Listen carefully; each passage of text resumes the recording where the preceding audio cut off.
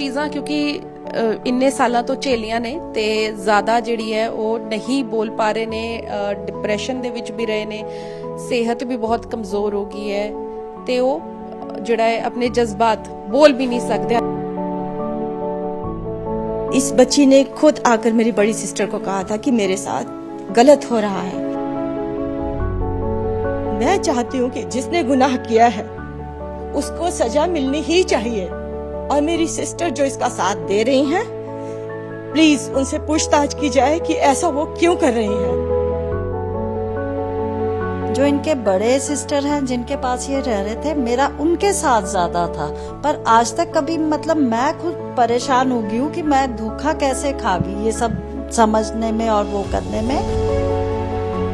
तो उन्होंने बड़े प्यार से हमारे साथ भेज दिया। जिस दिन भेजा उसी दिन उन्होंने हमारे अगेंस्ट किडनैपिंग की कंप्लेंट कर दी।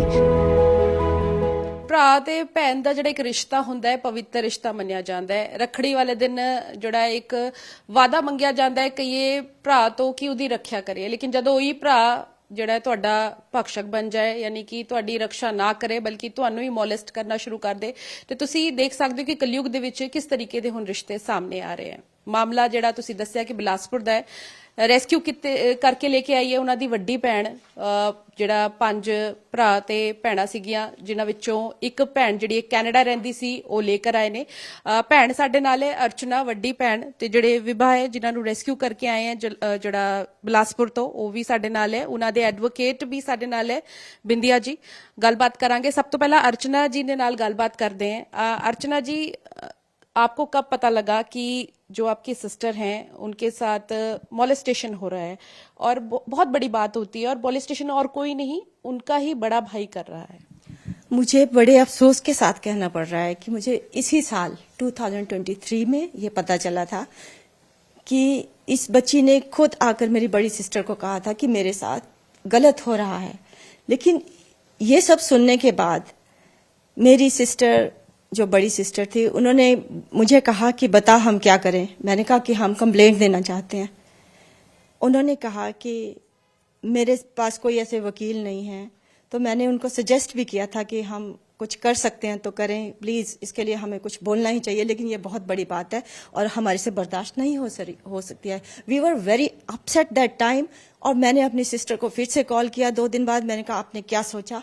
तो उन्होंने ये कहा कि जिसके अगेंस्ट हम कंप्लेंट कर रहे हैं उसके ऑलरेडी 3 लड़कियां हैं, वो हमारी भी बेटियां थी, लेकिन चाहे हमारी बेटी के साथ कुछ होता तो क्या हम कुछ नहीं बोलते।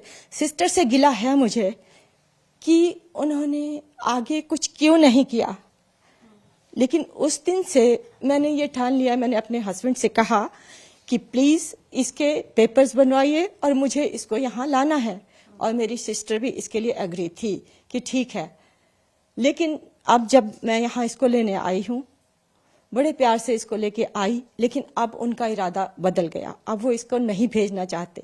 मेरा मकसद है कि मैं सिर्फ इस बच्चे को इसके पैरों पर खड़ा करना चाहूँ, क्योंकि ये मेरी बहन नहीं, एक बच्चे की तरह है।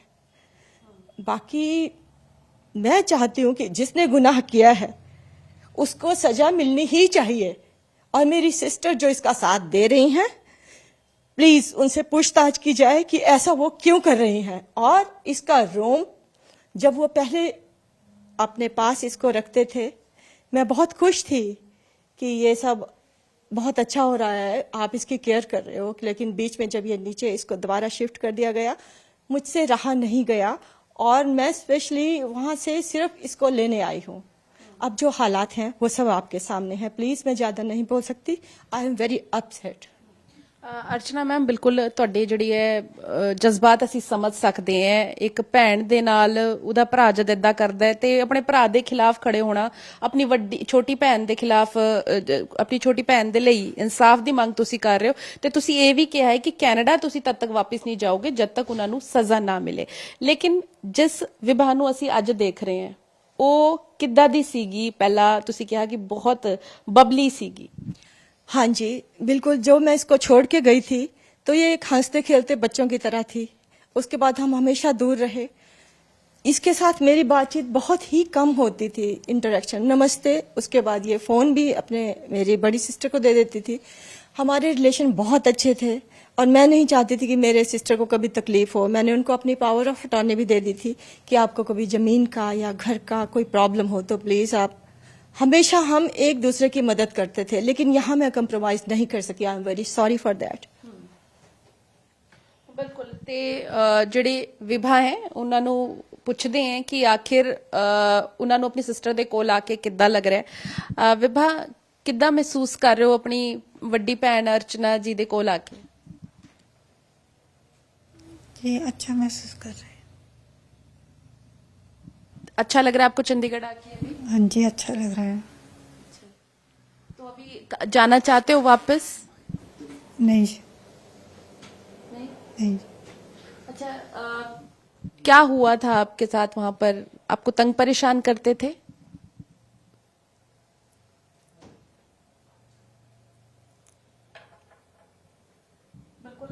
ਕੁਝ ਚੀਜ਼ਾਂ ਕਿਉਂਕਿ ਇੰਨੇ ਸਾਲਾਂ ਤੋਂ ਝੇਲੀਆਂ ਨੇ ਤੇ ਜ਼ਿਆਦਾ ਜਿਹੜੀ ਹੈ ਉਹ ਨਹੀਂ ਬੋਲ ਪਾ ਰਹੇ ਨੇ, ਡਿਪਰੈਸ਼ਨ ਦੇ ਵਿੱਚ ਵੀ ਰਹੇ ਨੇ, ਸਿਹਤ ਵੀ ਬਹੁਤ ਕਮਜ਼ੋਰ ਹੋ ਗਈ ਹੈ ਤੇ ਉਹ ਜਿਹੜਾ ਹੈ ਆਪਣੇ ਜਜ਼ਬਾਤ ਬੋਲ ਵੀ ਨਹੀਂ ਸਕਦੇ। ਹਾਲਾਂਕਿ ਮਾੜਾ ਮੋਟਾ ਜਿਹੜਾ ਹੈ ਇਹਨਾਂ ਦਾ ਕਹਿਣਾ ਹੈ ਵੱਡੀ ਸਿਸਟਰ ਦਾ ਕਿ ਹੁਣ ਬੋਲਣਾ ਸ਼ੁਰੂ ਕੀਤਾ ਹੈ।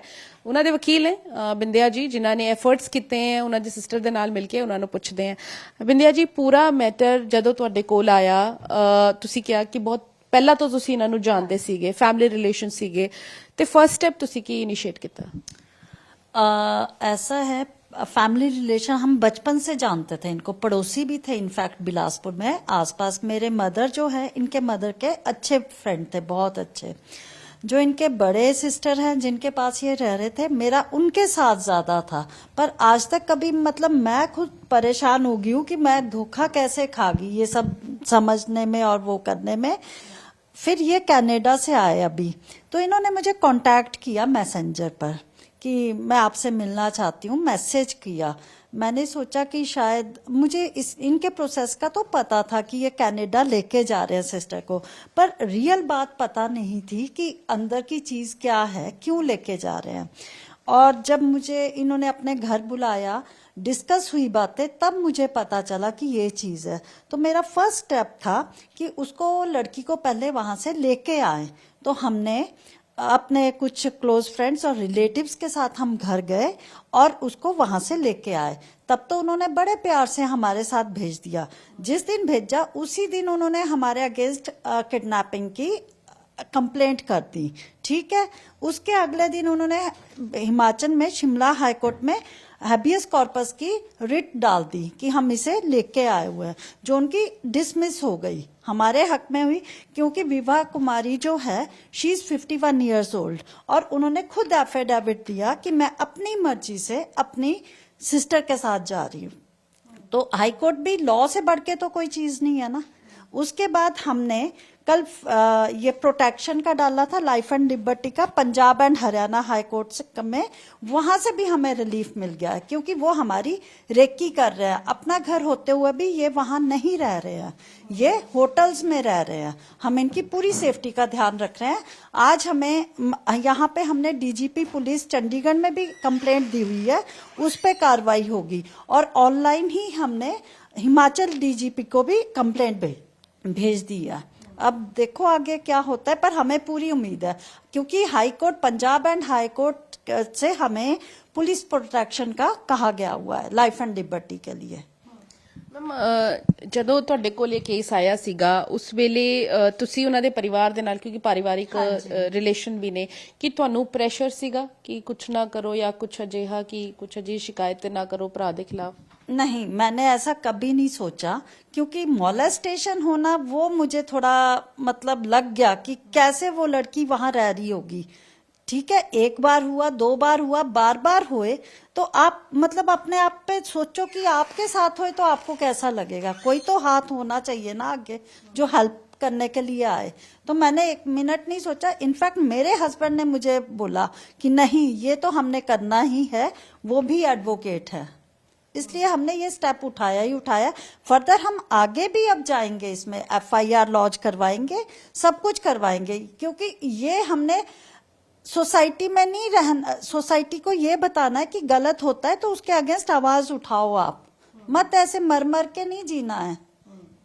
ਬਿਲਕੁਲ, ਤੇ ਆਵਾਜ਼ ਚੁੱਕਣੀ ਚਾਹੀਦੀ ਹੈ। ਆਵਾਜ਼ ਚੁੱਕ ਵੀ ਰਹੇ ਨੇ। ਹੁਣ FIR ਰਜਿਸਟਰ ਕਰਵਾਈ ਜਾਏਗੀ। ਜਿਹੜੇ ਵੀ ਦੋਸ਼ੀ ਨੇ ਉਹਨਾਂ ਦੇ ਖਿਲਾਫ ਫਿਲਹਾਲ ਹਾਈ ਕੋਰਟ ਤੋਂ ਜਿਹੜਾ ਇਹਨਾਂ ਨੂੰ ਪ੍ਰੋਟੈਕਸ਼ਨ ਮਿਲੀ ਹੈ।